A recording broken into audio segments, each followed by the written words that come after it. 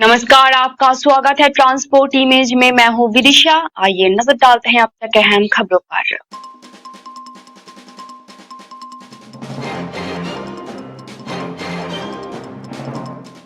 Bhopal gas त्रासदी, 38 साल बाद भी कचरा नहीं हटा सकी सरकार।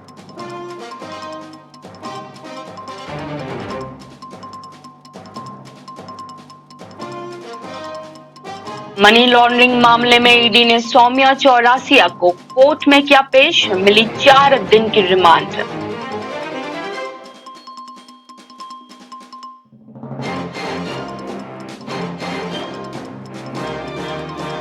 कर्तव्य पथ पर आयोजित दिव्य कला मेले का केंद्रीय मंत्री डॉक्टर वीरेंद्र कुमार ने किया उद्घाटन।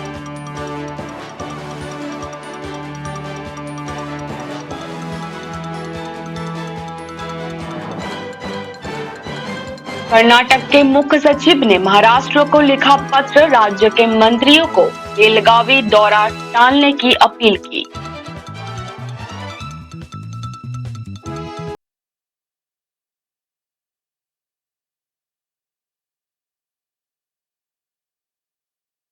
आइए जानते हैं खबरें विस्तार से। भोपाल गैस त्रासदी को 38 वर्ष हो गए हैं। शुक्रवार को कई संगठनों ने श्रद्धांजलि सभा का आयोजन कर मोमबत्ती जलाकर नमन किया। विश्व के भीषणतम औद्योगिक त्रासदी माने जाने वाले यूनियन कार्बाइड गैस कांड के गुनहगारों को जो सजा मिलने का इंतजार है, जिसकी वजह से यहाँ यूनियन कार्बाइड कारखाने से जहरीली गैस मिथाइल आइसोसाइनेट का रिसाव हुआ और हजारों लोग मौत के मुंह में चले गए। हालांकि त्रासदी के समय मरने वालों की संख्या सरकार ने महज 2,269 बताई थी, लेकिन इस घटना में 15,000 से अधिक लोग काल के गाड़े में समा गए थे, जबकि 5 लाख से अधिक लोग गैस से प्रभावित हुए। इसके बाद भी कार्बाइड परिसर में पड़े हजारों टन कचरे को आज तक नष्ट नहीं किया जा सका है। जानकारी के लिए बता दें कि वर्ष 1984 में मध्य प्रदेश की राजधानी भोपाल में 2 और 3 दिसंबर की वो काली रात, जो यूनियन कार्बाइड कारखाने की गैस रिसाव से हजारों की मौत हो गई थी, जबकि हजारों प्रभावित व्यक्ति आज भी उसके दुष्प्रभाव झेलने को मजबूर हैं।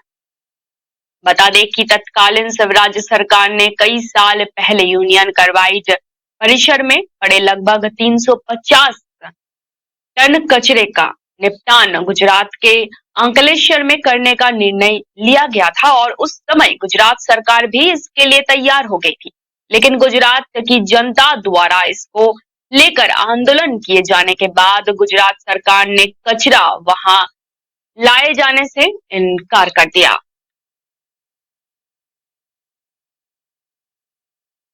प्रवर्तन निदेशालय ने कोयला खनन से जुड़ी मनी लॉन्ड्रिंग मामले में छत्तीसगढ़ के मुख्यमंत्री भूपेश बघेल की उप सचिव सौम्या चौरासिया को शुक्रवार को गिरफ्तार कर लिया। इसके बाद कोर्ट में पेश किया गया उन्हें। कोर्ट ने सौम्या चौरासिया को 4 दिन की रिमांड पर ईडी को सौंप दिया। ईडी ने दावा किया है कि कोयला खनन से जुड़े मनी लॉन्ड्रिंग के सिलसिले में सौम्या के खिलाफ कुछ अहम सबूत मिले हैं। कोर्ट से ईडी ने 10 दिनों की रिमांड मांगी थी। अफसरों ने कहा कि पूछताछ में समय लगेगा, बहुत से दस्तावेजों और सबूतों का परीक्षण चल रहा है अभी। इस पर अदालत ने सिर्फ 4 दिन की रिमांड का आदेश दिया। अगली पेशी 6 दिसंबर को होगी। पिछले दिनों सौम्या चौरासिया समेत प्रदेश के कई बड़े लोगों के ठिकानों पर आयकर विभाग की छापेमारी हुई थी। सौम्या के अलावा सत्ताधारी दल के करीबी सूर्यकांत तिवारी के यहाँ भी आयकर विभाग ने छापे मारे थे। ईडी यहाँ 500 करोड़ रुपए के कोयला परिवहन घोटाले की जांच कर रही है। इस प्रकरण में एक आईएएस समीर बिश्नोई, घोटाले का मास्टरमाइंड सूर्यकांत तिवारी समेत 4 लोग जेल में हैं।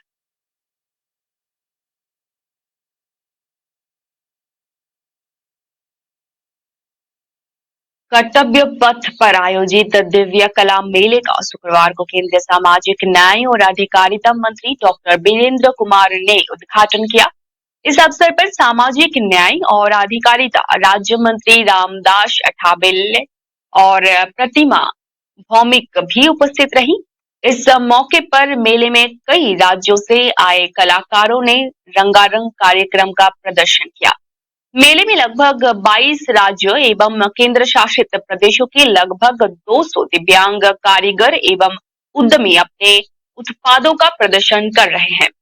इस मेले में घर की सजावट और जीवन शैली, कपड़े, स्टेशनरी और पर्यावरण के अनुकूल उत्पाद, पैकेज फूड, जैविक उत्पाद, खिलौने और उपहार, व्यक्तिगत सामान, आभूषण, क्लच बैग श्रेणी के उत्पादों का प्रदर्शन किया जा रहा है।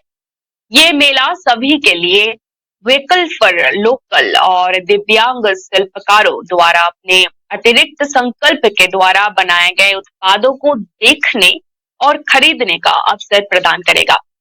मेला 2 से 7 दिसंबर तक आयोजित किया जा रहा है।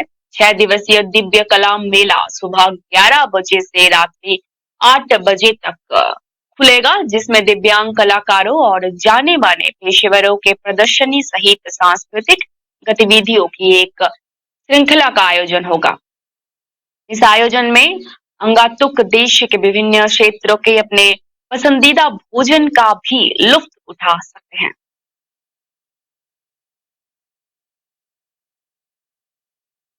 कर्नाटक के मुख्य सचिव ने शुक्रवार को महाराष्ट्र के मुख्य सचिव को पत्र लिखकर राज्य के मंत्रियों को बेलगावी दौरा रद्द करने की अपील की है। पत्र में महाराष्ट्र के मंत्रियों के बेलगावी आने से कानून व्यवस्था खराब होने की संभावना जताई गई है। महाराष्ट्र के मंत्री गुलाबराव पाटिल ने कहा कि महाराष्ट्र सरकार किसी भी तरह के अल्टीमेटम को नहीं मानती है। हालांकि मंत्री चंद्रकांत पाटिल ने कहा कि वे अब 6 दिसंबर को बेलगावी का दौरा करेंगे। शिवसेना पार्टी के नेता और राज्यसभा सांसद सदस्य संजय राउत ने इस पत्र का कड़ा विरोध किया है। संजय राउत ने कहा कि इस पत्र से अपने आप साबित हो गया कि राज्य सरकार कमजोर है और सरकार में हिम्मत नहीं है। संजय राउत ने कहा कि इसी सरकार ने कर्नाटक के मुख्य सचिव को पत्र देने के लिए कहा होगा। इस सरकार में सब कुछ अंडर टेबल चल रहा है। महाराष्ट्र के मंत्रियों को कर्नाटक का दौरा करना चाहिए। दरअसल महाराष्ट्र कर्नाटक सीमा विवाद का मामला सुप्रीम कोर्ट में चल रहा है। इसी बीच राज्य सरकार ने 2 मंत्रियों को बेलगावी का दौरा करने की घोषणा की थी। इसी घोषणा के तहत कर्नाटक के मुख्य सचिव ने महाराष्ट्र के मुख्य सचिव को पत्र भेजकर दौरा टालने की अपील की है।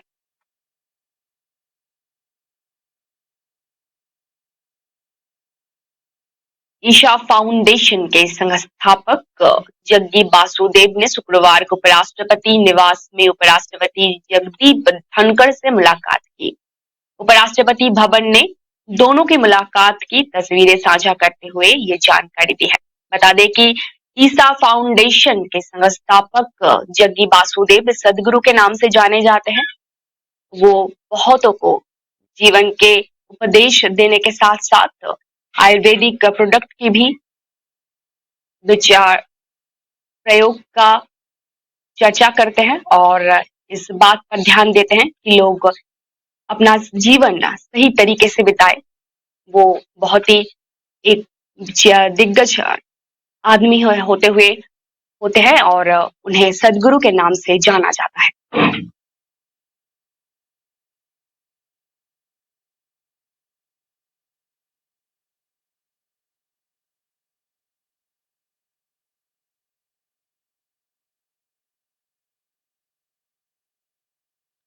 रक्षा मंत्री व लखनऊ से सांसद राजनाथ सिंह ने शुक्रवार को लखनऊ में बंगला बाजार से बिजनौर जाने वाले मार्ग पर रेल ओवरब्रिज का लोकार्पण किया। ये रेल ओवरब्रिज लखनऊ नगरवासियों के लिए अत्यधिक सुविधाजनक एवं उपयोगी साबित होगा। ये ऊपरीगामी सेतु 4 लेन चौड़ा और 1180.90 मीटर लंबा है। इसकी कुल लागत 122 करोड़ रुपए आई है, जिसमें रेलवे लाइन के ऊपर के अंश की लागत लगभग 12 करोड़ रुपए है। ये rail overbridge Alamnagar Utretia railway line के ऊपर बना है और रेल क्रॉसिंग संख्या 5C और 2EDOH के नाम से जाना जाता है। लोकार्पण के बाद इस सेतु को आवागमन के लिए खोल दिया गया है। लोकार्पण के अवसर पर केंद्रीय मंत्री कौशल किशोर, उप मुख्यमंत्री ब्रजेश पाठक, प्रदेश के लोक निर्माण विभाग के मंत्री जितिन प्रसाद और लखनऊ की महापौर संयुक्ता भाटिया उपस्थित रही।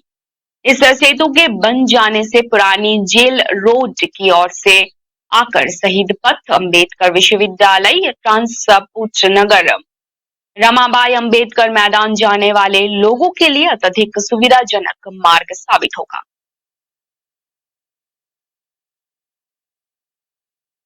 बांकुड़ा के विष्णुपुर से भाजपा के सांसद सौमित्र खान ने मांग की है कि पश्चिम बंगाल में बड़ी संख्या में बरामद हो रही गोली, बंदूक, गोला बारूद आदि को देखते हुए मुख्यमंत्री ममता बनर्जी के काफिले की जांच होनी चाहिए।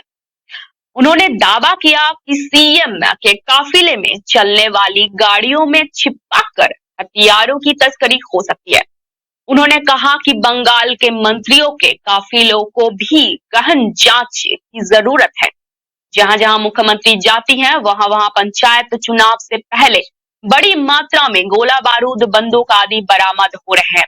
इसलिए उनके काफिले की गहन जांच की जानी चाहिए।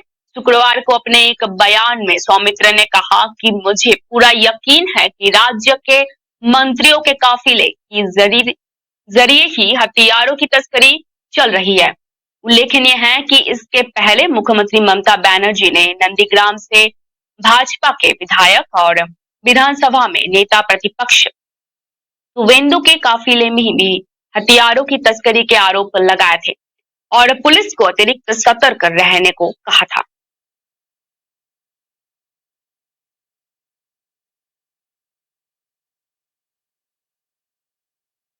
भारत ने 1 दिसंबर से आधिकारिक तौर पर G20 की अध्यक्षता संभाल ली है। भारत की अध्यक्षता में अगले 1 साल तक विभिन्न चैप्टरों और पर करीब 200 बैठकें होंगी। इसमें से एक बैठक अगले साल फरवरी में उत्तर प्रदेश में आयोजित की जाएगी। इस बैठक में G20 देशों के प्रतिनिधिमंडल के भव्य स्वागत की तैयारी भी शुरू हो गई है।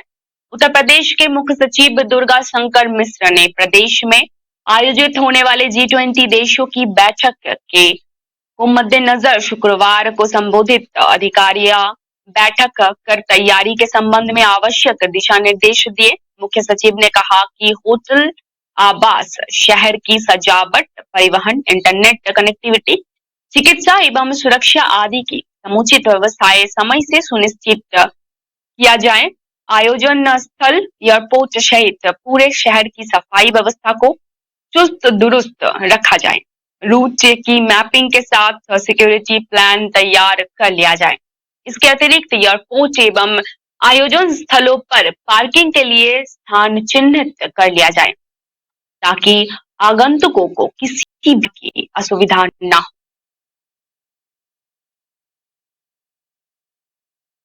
छत्तीसगढ़ विधानसभा में आरक्षण विधेयक सर्वसम्मति से पारित हो गया है। अनुसूचित जनजाति वर्ग के लिए 32%, अनुसूचित जाति वर्ग के लिए 13%, ओबीसी वर्ग के लिए 27% और ईडब्ल्यूएस के लिए 4% आरक्षण का प्रावधान है। राज्य में अब कुल आरक्षण 76% हो गया।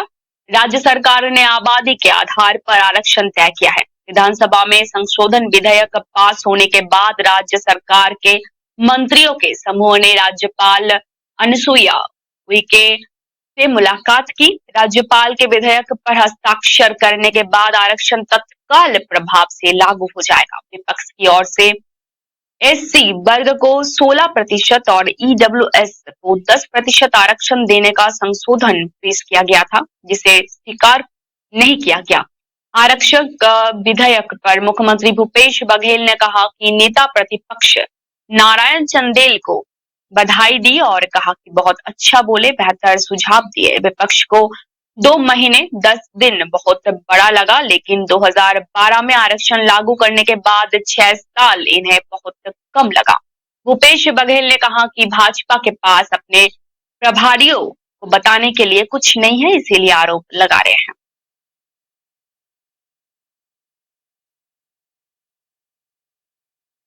उदयपुर के पिंजरबाड़ा हाईवे पर शुक्रवार रात बीएसएफ के एक ट्रक में आग लग गई।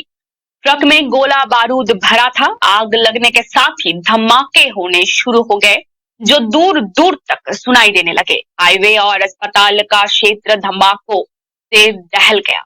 हाईवे को हादसा स्थल से काफी पहले दोनों तरफ से बंद कर दिया गया। हादसे में किसी प्रकार की जनहानि की सूचना नहीं है। ट्रक में चालक समेत 2 जवान थे। बताया गया है कि दोनों ने फुर्ती से वाहन से उतरकर लोगों को दूर दूर तक ही रोक दिया। करीब 1.5 घंटे की मशक्कत के बाद आग पर काबू पाया जा सका। मौके पर बीएसएफ के 40 जवान तैनात किए गए हैं। 5 पुलिस अधिकारियों सहित पुलिस बल पहुंचे हैं।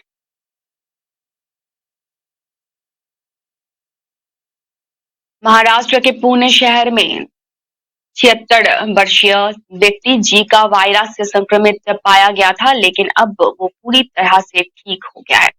ये जानकारी स्वास्थ्य विभाग ने शुक्रवार को दी। स्वास्थ्य विभाग ने बताया कि जीका वायरस का मरीज मिलने के बाद प्रशासन सतर्क हो गया है और हर जिले में विशेष सावधानी बरतने का निर्देश जारी किया गया है। स्वास्थ्य विभाग के अनुसार जीका वायरस से पीड़ित व्यक्ति नासिक का रहने वाला है और वो पिछले महीने संक्रमित पाया गया था। 6 नवंबर को पुणे के बावधान इलाके में आया था, लेकिन बाद में सूरत चला गया था। 16 नवंबर को वो बुखार, खांसी, जोड़ों के दर्द से और थकान से इलाज के लिए जहांगीर अस्पताल में भर्ती हुआ था और उसका मेडिकल चेकअप किया गया था। इसके बाद निजी प्रयोगशाला ने 18 नवंबर को पुष्टि की कि वो जीका वायरस से संक्रमित था। इसके बाद पुणे में प्रमुख राष्ट्रीय विषाणु विज्ञान संस्था में आगे के परीक्षण में फिर से संक्रमण की पुष्टि हुई। हालांकि मरीज पूरी तरह स्वस्थ हो चुका है, लेकिन राज्य सरकार जीका वायरस को लेकर सतर्क हो गया है। स्वास्थ्य विभाग ने सभी जिलाधिकारियों को इस बारे में सतर्क रहने का आदेश जारी किया है।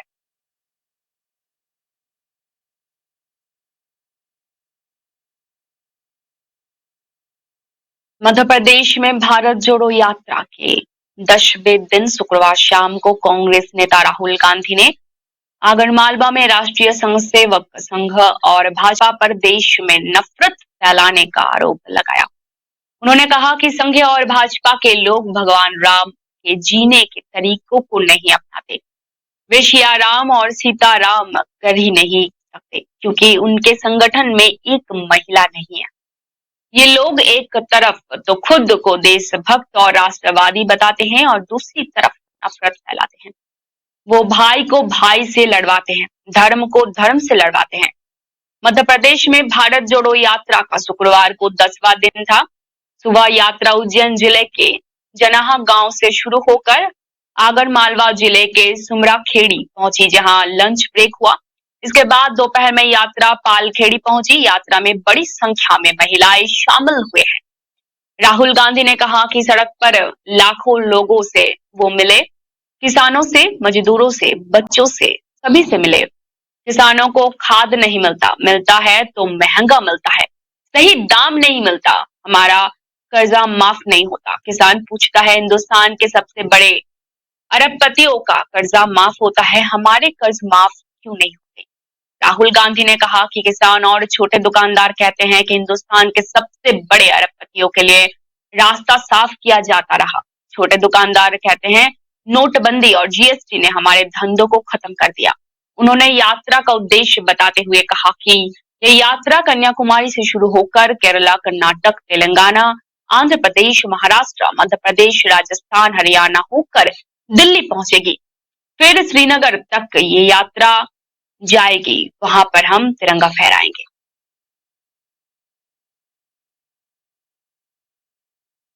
विदेश मंत्री डॉक्टर एस जयशंकर ने कहा कि भारत बेहद महत्वपूर्ण समय पर G20 की अध्यक्षता संभाल रहा है। ये एक बड़ी जिम्मेदारी है। कोविड के बाद दुनिया ईंधन, खाद्य और उर्वरक की कमी से दबाव में है और आतंकवाद, काला धन और जलवायु परिवर्तन जैसी दीर्घकालीन चुनौती भी हमारे सामने है। भारत की स्पष्ट सोच है कि इन सबका मुकाबला लड़कर नहीं बल्कि मिलकर काम करने से होगा। विदेश मंत्री ने दिल्ली से सुषमा स्वराज भवन में आयोजित G20 university connect engaging young minds कार्यक्रम में विश्वविद्यालयों के छात्रों से संवाद किए हैं। वह जयशंकर ने कहा कि भारत को एक महत्वपूर्ण एवं ऐतिहासिक मोड़ पर G20 की अध्यक्षता मिली है। भारत कोविड के बाद खाद्य, ऊर्जा और समातामूलक स्वास्थ्य समाधान सहित तो तत्कालीन महत्व के विषय पर G20 देशों के बीच एक राय बनाकर समर्थन जुटाने का प्रयास करेगा। प्रधानमंत्री के कथन को उन्होंने दोहराते हुए कहा कि G20 अध्यक्षता में भारत का एजेंडा समावेशी, महत्वाकांक्षी, कार्यमुखी और निर्णायक होगा। उन्होंने कहा भारत का काम केवल बात कहने तक ही सीमित नहीं होगा बल्कि सामूहिक कार्रवाई पर जोर दिया जाएगा।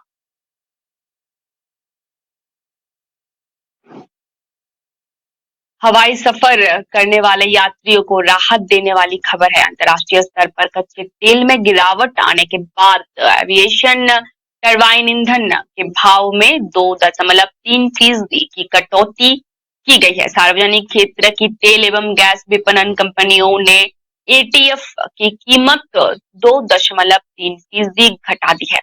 इंडियन ऑयल कॉरपोरेशन लिमिटेड ने गुरुवार को जारी मूल्य अधिसूचना के मुताबिक राजधानी दिल्ली में एटीएफ की कीमत 2,775 रुपए प्रति किलो लीटर यानी 2.3% घटाकर 1,17,557.64 रुपए प्रति किलो लीटर हो गई है। एटीएफ के दाम में कटौती से विमानन कंपनियों को काफी राहत मिलेगी। जानकारों का मानना है कि तेल कंपनियों के एटीएफ के दाम में कटौती से हवाई टिकटों की कीमत कम हो सकती है। दरअसल विमानों की परिचालन लागत में से लगभग 40% हिस्सा विमान ईंधन का होता है। गौरतलब है कि एटीएफ के दाम में प्रत्येक महीने की पहली तारीख को संशोधन किया जाता है।